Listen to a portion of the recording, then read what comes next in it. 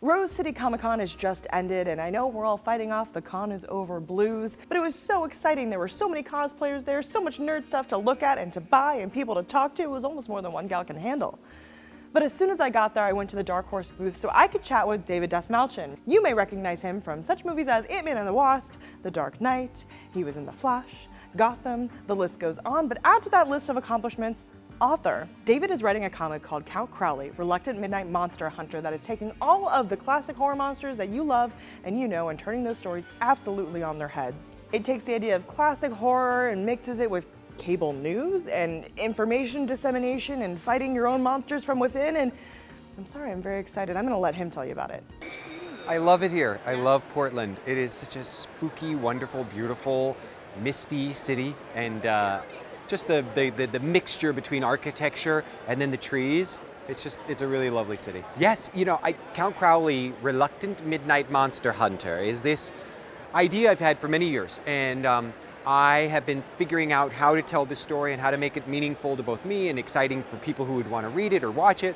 And I imagined it originally as a television series because it was something that had stories that I felt like could go on and on and on for a long time if I was to be so lucky as to get to make a show.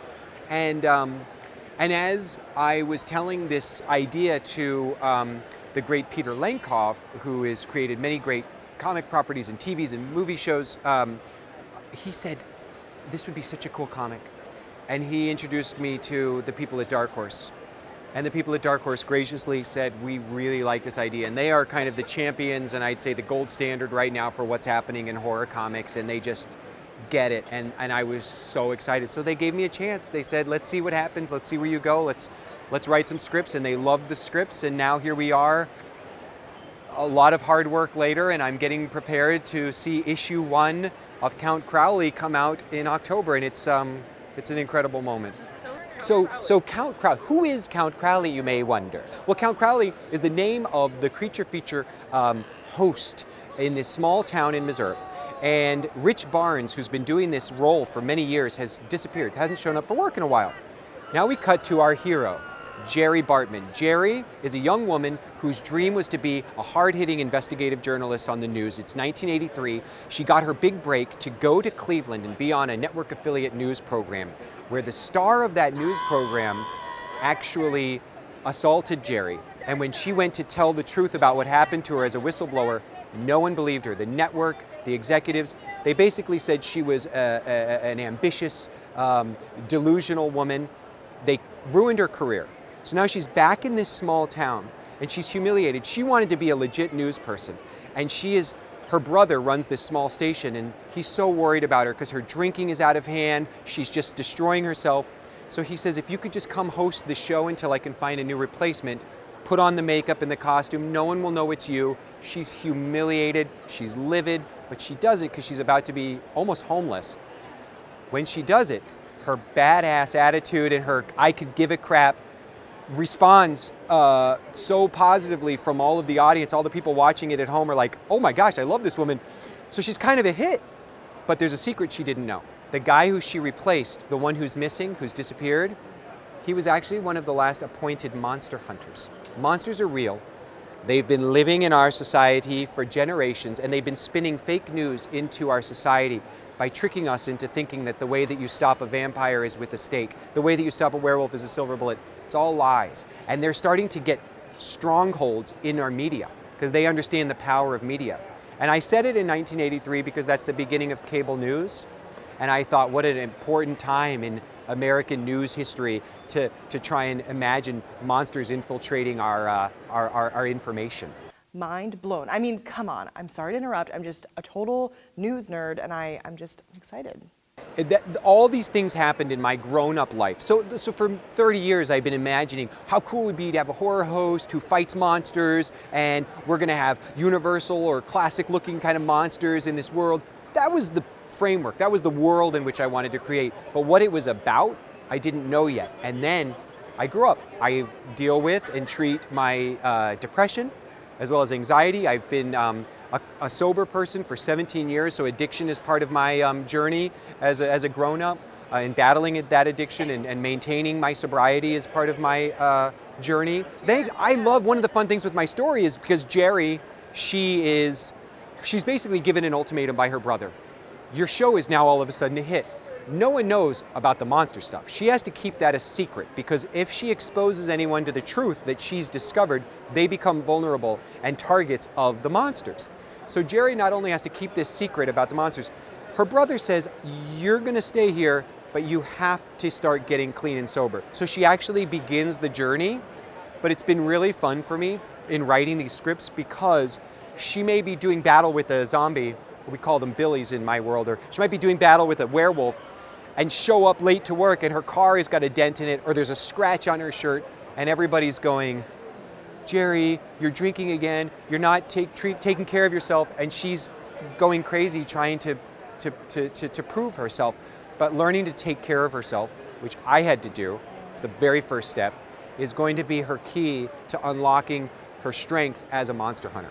So the monsters that I see on my TV, on the news, in the government, in real life, who are in our society, as well as the demons that I fight from within, are all these real things that people struggle with no matter where they are in life. And I think that the allegory, the metaphors, and the utilization of the wonderful stories we've been passing down for generations about monsters, for me, were the perfect mechanism by which this story meant something more to me than just fun, cool visuals. Speaking of visuals, we can thank Lukas Kettner for that. Kettner is a Portland-based artist who's part of Helioscope, which has tons of really awesome Portland-based artists and puts out so much good work.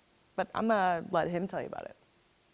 Yeah, I got paired with David through Dark Horse, our editor Megan Walker, and so far it's been like really great, because he is just a huge horror fan, and it's the first time he's written comics, but he's just immediately very good at it, you know, because I think because he's such a storyteller, no matter what medium he's working in, it translates really well. He's used to writing screenplays and things like that, and it's a really similar process for comics. It's just that you're dealing with panels instead of like shots and stuff like that. So yeah, most of the books that I do have something to do with whether it's like Kill the Minotaur, it was Greek mythology, body horror.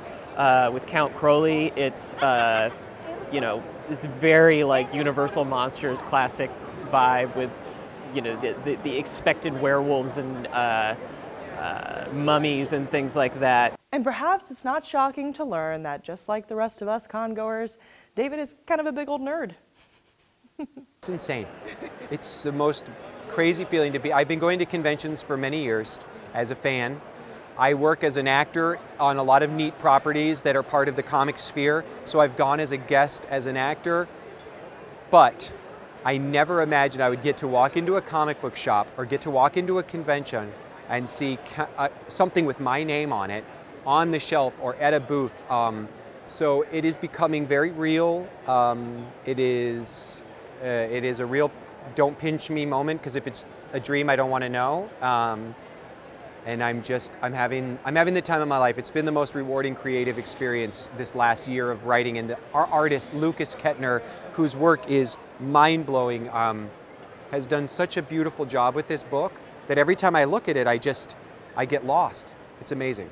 I think that people who were yearning for or really got into like hack slash a couple years back, people that love the Mignola stuff, I'm hoping that we're creating a world and a mythology where they could dive in. And thinking of movies and television shows, everything from the classic Universal monster pictures up into the 80s genre films like The Lost Boys and Monster Squad, to what's happening with really cool dramas, especially on streaming platforms like the show Glow I really love.